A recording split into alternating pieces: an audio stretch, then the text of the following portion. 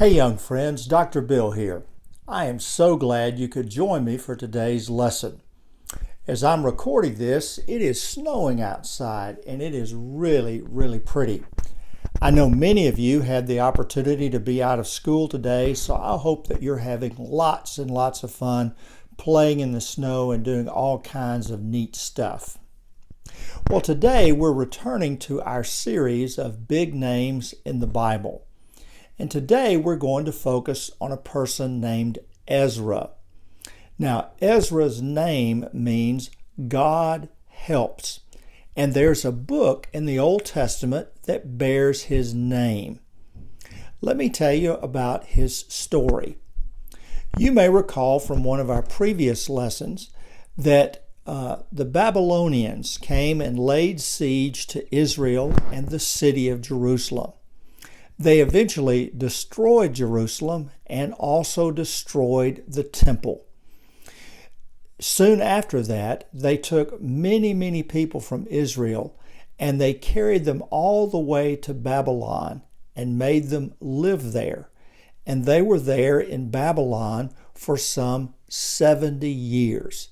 They were in exile, meaning they were a long way from their home, cut off from everything that was familiar to them. Well, after 70 years, there was a king that arose in Persia, a neighboring empire. His name was Cyrus. And Cyrus led the Persians to defeat the Babylonians. And one of the things Cyrus did once he had conquered the Babylonians, well, he issued a decree, a ruling, and said, all of the Hebrew people may return to their homeland. They may go back to Israel. Well, this was wonderful news. But after 70 years, there were a lot of people who had never ever lived in Israel. They had never ever lived in the Promised Land. So when they returned to their homeland, obviously they had to do some things to begin to fit in and to learn their new place and to make it a home for themselves. Sadly, one of the things they did was they tried to get along with their neighbors, many of whom were foreigners and many of whom were not devoted to God. And so many people from in Israel, they began to fall back into ways of doing things that were not pleasing to God. Well, a long time elapsed and Ezra came from Persia and arrived in Israel and took an appraisal of what was going on.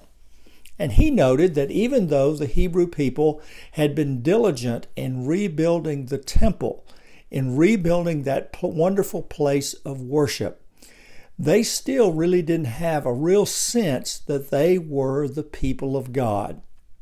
So Ezra, being a scribe, being a priest, he was well educated in the law and in the commands of God.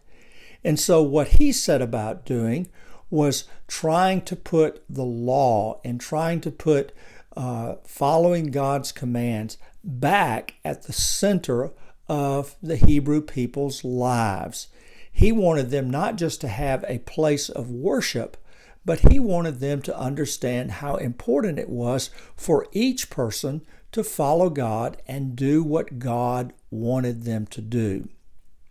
So Ezra set about recruiting some helpers, some leaders, and he made a real effort to introduce the people again to the law of Moses.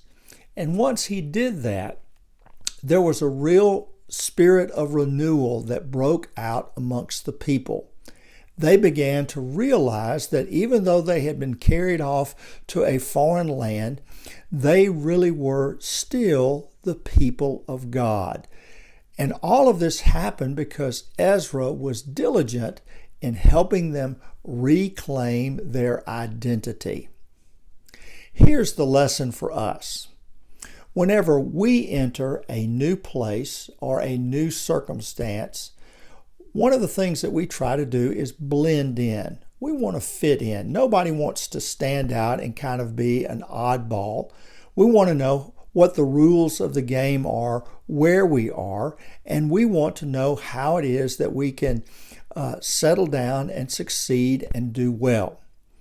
Well, for the Hebrew people, many of whom, as I said, had never lived in Israel before, when they come to this land, they were tempted to forget that they were God's people. They tried to blend in with the people who had taken up residence in their homeland, and they were in danger of losing a real sense, a real understanding of who they were.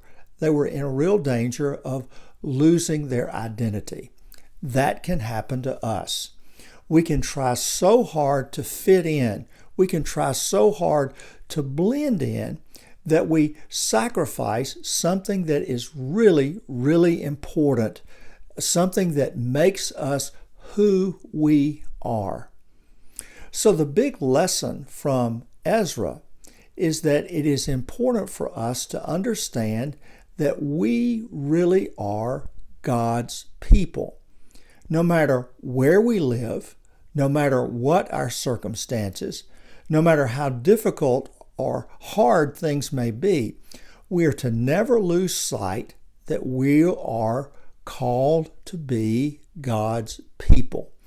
And we're to keep that at the real center of our understanding of who we are. It is that sense of identity that sets us apart and also gives us the strength to weather challenges, to face difficulty, and to endure hardship. So Ezra was successful, and he really, many people give him credit for helping the Jewish people stay together, to help them reclaim their sense of pride and understanding of who they were. Reading Ezra, reading Scripture, understanding that God has named us as His people, well, that can help us do the very same thing. It can help us reinforce our understanding that no matter who we are, where we live, what we're up to, we are God's people. Well, next week, we're going to take a look at another person whose story is closely related to that of Ezra, and his name is Nehemiah. And you'll find that there is a book in the Old Testament that bears his name. So until then, I hope that you're doing well. I hope that you stay well. I hope that you enjoy this wonderful winter weather, and I look forward to seeing you again soon. Take care and God bless.